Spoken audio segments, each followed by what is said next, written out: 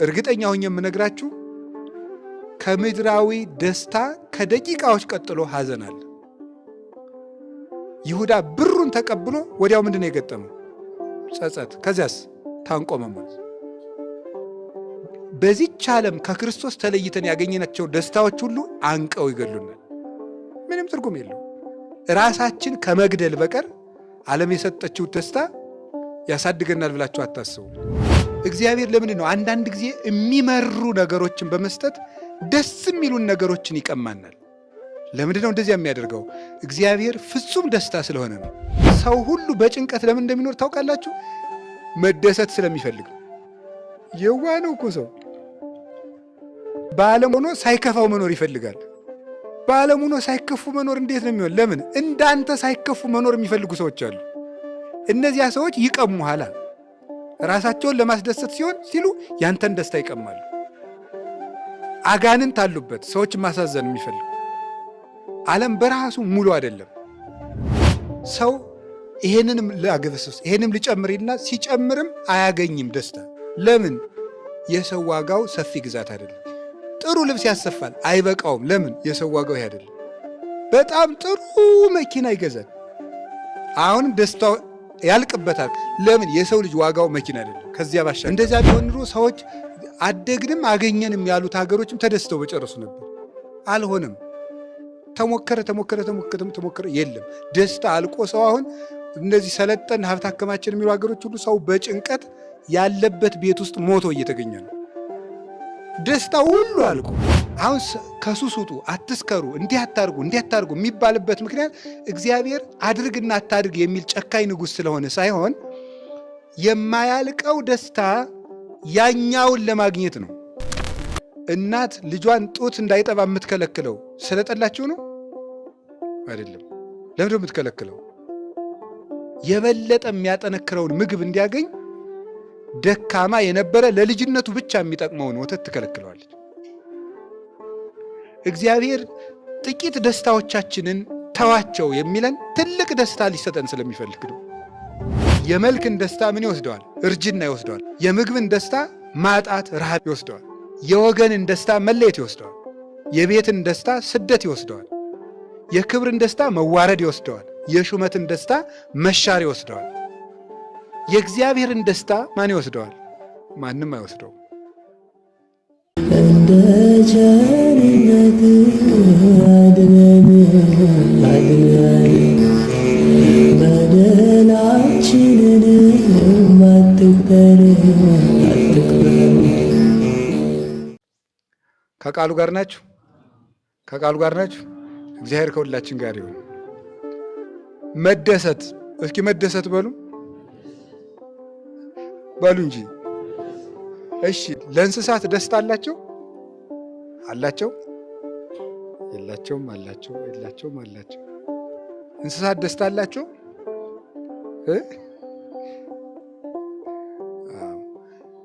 ምክንያት በሌለበት ደስታ የለም ማለት ነው። ምክንያት ለሌለው ፍጡር ደስታ አለው ተብሎ አይነገርም። አመክንዮ ላለው ፍጡር ነው ደስታ የሚነገርለት። ተደሰተ፣ ተከፋ፣ አዘነ በአመክንዮ ለማያስብ ፍጡር እንደዚያ አይነገርለትም፣ የለውም። ግሱም አይሰራም ለዚህ ማለት ነው።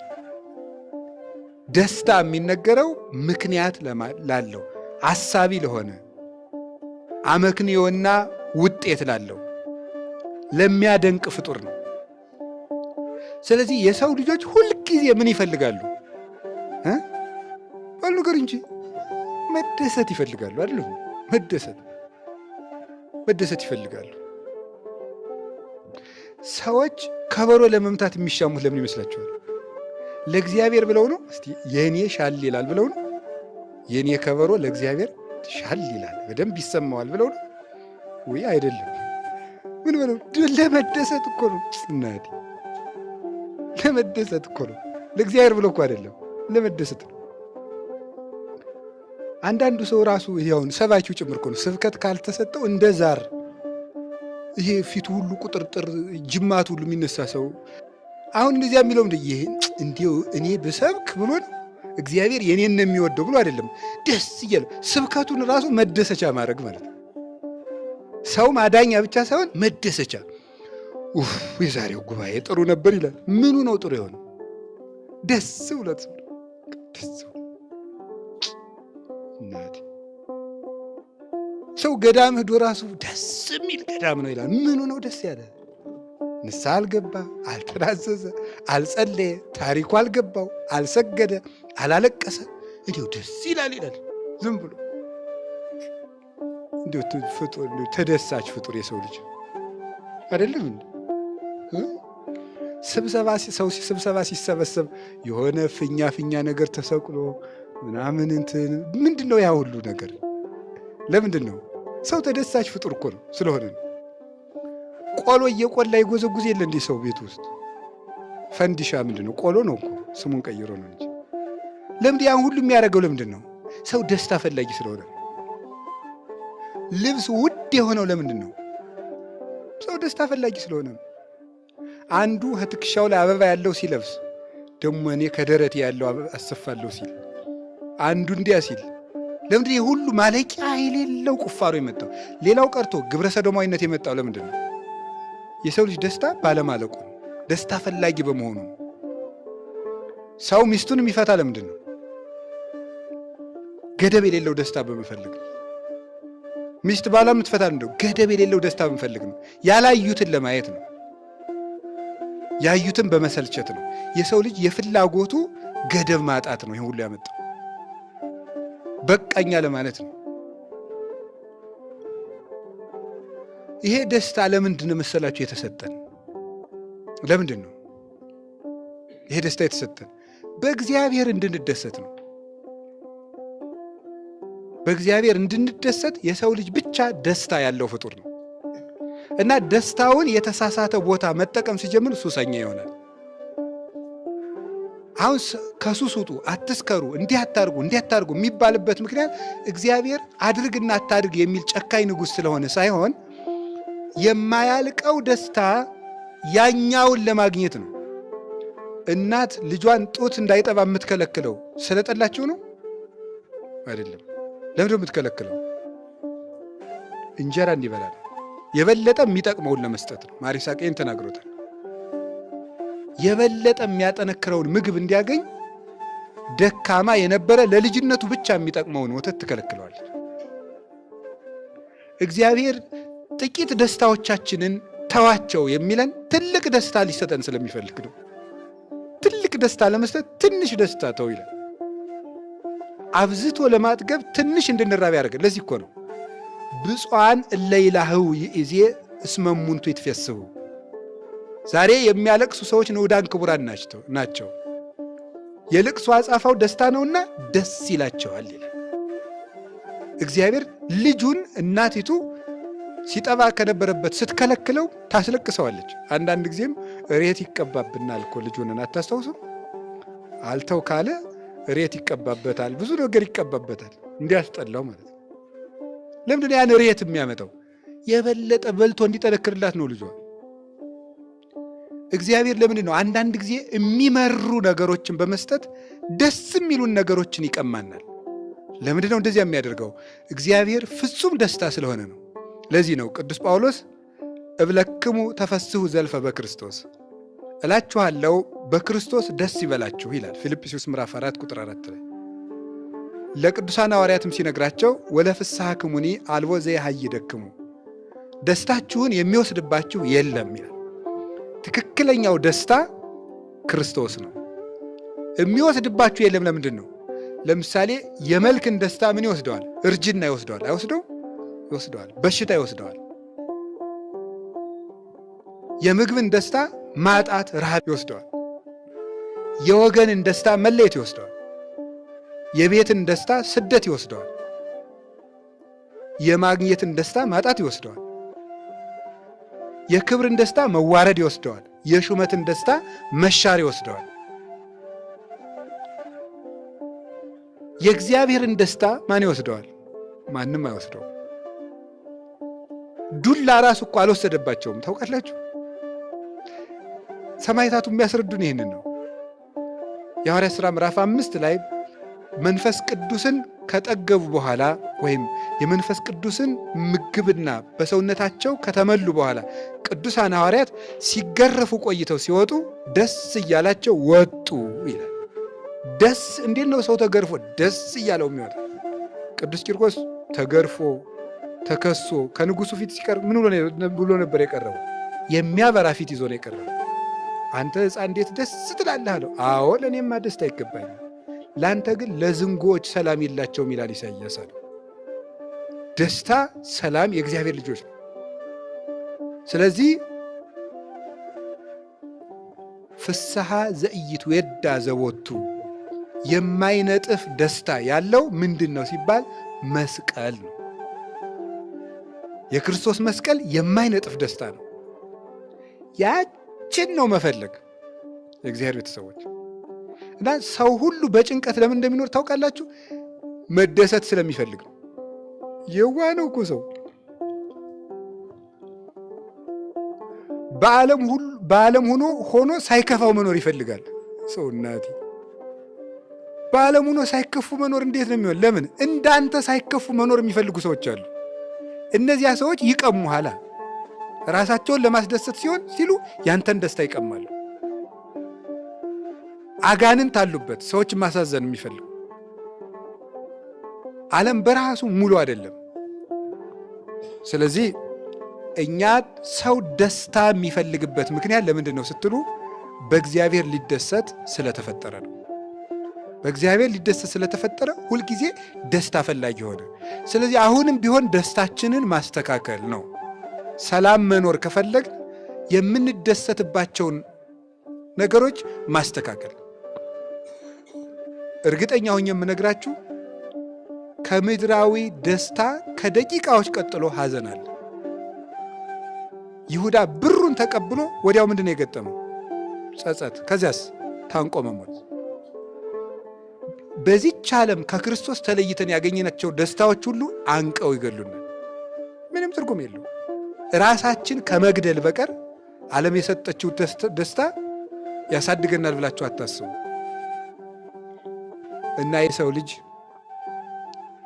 የሚያዝነው፣ የሚጨነቀው፣ የሚሰቃየው፣ ምን አሉኝ የሚለው፣ የሚያፍረው፣ የሚሸማቀቀው፣ የሚኩራራው፣ የሚፈነጥዘው፣ የሚደራጀው፣ ስግብግብነቱ፣ ፖለቲከኛነቱ ከየት የመጣ ነው? ለዘላለማዊነት የተሰጠውን ነገር በስግብግብነት ብቻዬን ልጠቀም በማለት ወንድሙን አላኖር ይላል። ከቃሉ ጋር ናችሁ። እግዚአብሔር ከሁላችን ጋር ይሁን። ስለዚህ የሰው ልጅ አሁን በምድር ላይ አሉ የተባሉት ነገሮችን ሁሉ ብንሰጠው የማይደሰተው የሰው ዋጋው ይሄ አይደለም ማለት ነው። ግልጽ ሆነላችሁ? የሰው ልጆች አልጠግብ ባይነት የሚመጣው ከዚህ ነው። ሰው ይሄንንም ላገበስስ ይሄንም ልጨምርና ሲጨምርም አያገኝም ደስታ። ለምን? የሰው ዋጋው ሰፊ ግዛት አይደለም። ጥሩ ልብስ ያሰፋል፣ አይበቃውም። ለምን? የሰው ዋጋው ይሄ አይደለም። በጣም ጥሩ መኪና ይገዛል፣ አሁንም ደስታው ያልቅበታል። ከሳምንት በኋላ ወረቱ ያልቃል የመኪናው። ለምን? የሰው ልጅ ዋጋው መኪና አይደለም፣ ከዚያ ባሻገር። ከዛ ደግሞ ይችን የሰው ልጅን አልጠግብ ባይነት የሚያውቁ ካምፓኒዎች ደግሞ ትንሽ ይጨምሩበትና መኪናው ላይ ደግሞ ከርሞ በውድ ይሸጡለታል። ሰው እንዲህ ያለ ሲስገበግብ አሁን መነኩሴውም እኮ ሳያስበው ፋሽን እየጀመረ ነው። አንዱ መነኩሴ እንደምንም ብሎ ግሸን ሄዶ የሆነች አይነት ፎጣ ገዝቶ ይመጣል። የሆነች አይነት ከዚያ ያኛውን አባ ገብረ ሚካኤል ካሰፏት አባ ኃይለ ሚካኤል ያሰፏታል። ደግሞ ያችን ከዛ ደግሞ ያሰፋታል ማለት ነው። ሳይታሰብ ደግሞ እኛም ቤት ሊገባ እንደዚያ ማለት ነው። እንደዚህ እኮ ነው። አሁን የሁሉ ምንድን ነው? የሰው ዋጋው ይህ አይደለም ስላልሆነ ነው ማስረጃው። እንደዚያ ቢሆን ኑሮ ሰዎች አደግንም አገኘንም ያሉት ሀገሮችም ተደስተው በጨረሱ ነበር። አልሆነም። ተሞከረ የለም። ደስታ አልቆ ሰው አሁን እነዚህ ሰለጠን ሀብት አከማችን የሚሉ ሀገሮች ሁሉ ሰው በጭንቀት ያለበት ቤት ውስጥ ሞቶ እየተገኘ ነው። ደስታ ሁሉ አልቆ ደስታም ክብርም ይሏቸዋል። እርሱ ሕያው እግዚአብሔር ነው። ትንቢተ ኤርምያስ ምዕራፍ 2 ቁጥር 11 ላይ እንዲህ የሚል ቃል አለ። ወገኖች እስራኤል ለማይረባ ነገር ክብራቸውን ለወጡ ይላል። ወገኖች እስራኤል ለማይረባ ነገር ክብራቸውን ለወጡ።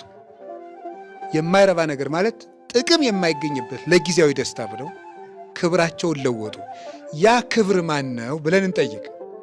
እንዲህ ብሎ ይናገራል። ቁጥር 13 ላይ ሲናገር ክልኤተ እካያተ ገብሩ ሕዝቤ፣ ወገኖቼ ሁለት በደልን በደሉ አለ። አንዱ በደል ምንድን ነው? ኪያየ ሀደጉኒ አዘቅተ ማየ ሕይወት፣ የሕይወት ውሃ ምንጭ እኔን ተውኝ አለ። አያችሁ፣ ከላይ ሕዝቤ ክብራቸውን ተው አለ። ያ ክብር ማን ነው ሲል ኪያየ ሀደጉኒ አዘቅተ ማየ ሕይወት፣ የሕይወት መገኛ የመሆን እኔን ተውኝ። ወከረዩ አዘቃተ እጹፋተ ዘአልቦ ማይ፣ ውሃ የሌለባቸው ሌሎች ጉድጓዶችንም ቆፈሩ ይላል። ሁለት በደል ሕዝቤ በደለ ይላል። አንደኛው በደል እግዚአብሔርን መተው ነው፣ የሕይወት ውሃ ምንጭ የሆነው። ሁለተኛው በደል ውሃ የሌለባቸው ምንጮች መቆፈር ማለት የማያረኩ የዚህን ዓለም ደስታ ማደን ማለት ነው። ይህን አደረጉ። ከዚያስ ምን ይላል? ትረስእኑ መራት ሰርጓ፣ ሙሽራ ቁጥር 32 ላይ ሲደርስ ሙሽራ ጌጧን ትረሳለችን? ወድንግልሂ ባዝግናሃ፣ ገና ብላቴና የሆነች ሴት እስከ እናት አባቷ የተሰጣትን ጌጥ ትረሳለችን? ወገኖች እስራኤል ግን ለማይቆጠር ዘመን እኔን ትተውኛል ብሎ ይነገራል። ስለዚህ እግዚአብሔር ምን ማለቱ ነው? ወገኖች እስራኤል ክብራቸውን ለማይረባ ነገር ለወጡ ያለ ያ ክብር ማን ሆነ? እግዚአብሔር ሆነ። ሪ ከመ ረሰኪ ሀዲገ ዚአየ፣ እኔን መተውሽ ምን እንዳመጣብሽ ተመልከች እስራኤል ይላል። እኔን መተውሽ ምን እንዳመጣብሽ ይላል። ስለዚህ የሰው ዋጋው ማን ነው? ተናገሩ እንጂ።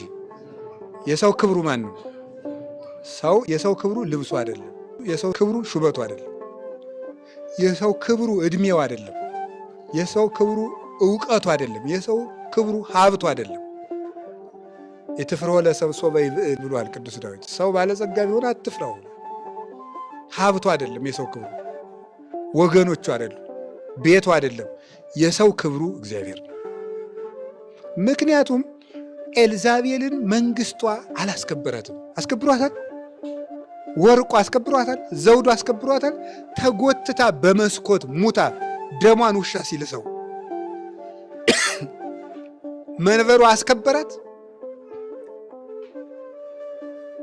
በወርቅ ጫማዋ ምድርን ለመረገጥ ትጸየፍ የነበረችውን ሰው ተጸይፏት ደሟን ውሻ ጎዳና ላይ ሲልሰው ወርቁ አስከበራት? የለም። መናኛ ቀሚስ ይለብስ የነበረው ኤልያስሳ ማን አስከበረው? እግዚአብሔር አከበረው። ነጥቆ ወደ ሰማይ ወሰደው።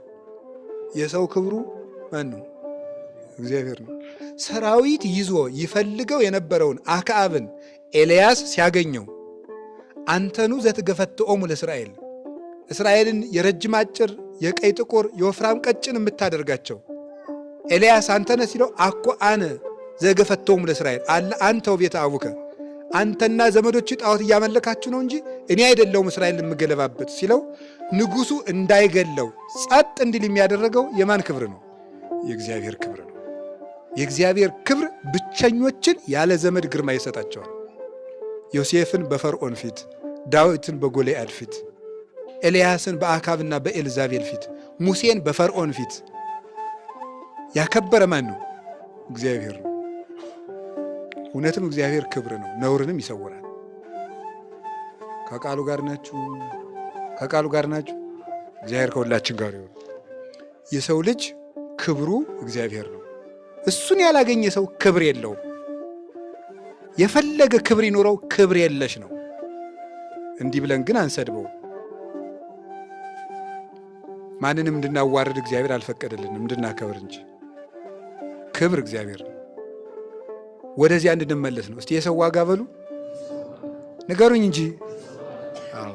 አሁን የሰው ዋጋ በጣም እያነሰ ስለሆነ እኮ ነው መጨረሻ ልጅ ለመደመደሙ። አንደኛ ራሳችን የምንሰጠው ዋጋ በርካሽ ነገሮች አስረን ደንዝዘን አድረን ውለን ከርመን የምንኖረው ለምን ይመስላችኋል? ክብራችን አልግባን ስላደረ። ኃጢአት ልንሰራ በምናስብበት ጊዜ ክብራችን ሰይጣን ከዓይናችን ስለሚሰውረው ነው። ያን ነው። እንደገና አሁን የሰው ክብር በጣም ቀነሰናት። አሁን ሰው ሁሉ ሰው አስጠልቶት፣ በተለይ በዚህ በምዕራቡ በአውሮፓ በአሜሪካ በዛ ስትሄዱ ሰው አስጠልቶት በጣም የሚወደው ምን ሆኗል መስላችሁ? ውሻ። ይገርማል እኮ አስጠላው። ለምንድን ነው ሰው ውሻ እየወደደ ይመጣ? እንዲሁም አሁን እጄ ስሰማን አሁን ጀርመን ነበርኩኝ። ጀርመን ውስጥ ኃይለኛ ባለሀብት አለ የተባለ ንብረቱ ለውሻው ነው አውርሷት የሞተ። ስንት ሚሊዮን ማለት ነው። ሰው ሲጀል ይውላችኋል። ለውሻይቱ ቢያንስ እንደው ለውሻይቱ 100 ዓመት እንኳን ብትኖር ለእሷ ተበጅቶ የተረፈው ለሞግዚቷ ይሰጥ ቢባል እንኳን የለም። ለውሻይቱ ሰው ችሎ ማለት አሁን ሰው ባሉን ይፈታል፣ ውሻ መያዝ፣ ሚስቱን ይፈታል፣ ውሻ መያዝ፣ ውሻውትን እየጎተተ በዚያ መሄድ በጣም ውድ ነው የሚሸጠው። አይገርማችሁ? ቦታ አይቶ የሚጸዳዳ ሰው ጋር ኑር ቢባል ሰው እምቢ ብሎ ሰው የውሻ ኩስ ልጥረግ ሲል አይገርማችሁም? ሰው ክብር እንዴት እንዳስጠላው እንዲሁ በጣም እኮ የሚገርመው። ለውሻ ፍራሽ ተገዝቶለት አልጋ፣ ለውሻው ሞግዚት ተቀጥሮ ሰው እንደዚህ እየሆነ ነው። ሰው አስጠላው። ለምን ይመስላችኋል? ሰው ውሻ እየወደደ የመጣው። ሰውን እንደ ዕቃ ማድረግ አይቻልም። ይቻላል? ይቻላል? ከሰው ጋር ሲኖሩ ሰው የራሱ ምን አለው? አመለካከት አለው፣ የራሱ ፍላጎት አለው። ስለዚህ እንደፈለግ ነው መሆን አይችልም። ውሻው ግን ምን መሆን ይችላል? እንደተፈለገ መሆን ይችላል። አይታዘብም። ደግሞ ሲያብዱ ጨርቃችሁን ጥላችሁ ብታብዱ፣ ሪው ብትሉ፣ ወደ ታች ወደ ላይ ብትዟዟሩ ውሻ አይታዘብ። ሰው ለክብሩ ስለሚጨነቅ ነው ውሻ ጋር መኖር እየወደደ የመጣ። ሰው እየጠላ ውሻ መውደድ ጀመረ ሰው። ሰው ግን ክቡር ነው። የእውነቴን ነው። ከቃሉ ጋር ናችሁ? ከቃሉ ጋር ናችሁ? እግዚአብሔር ከሁላችን ጋር ይሁን።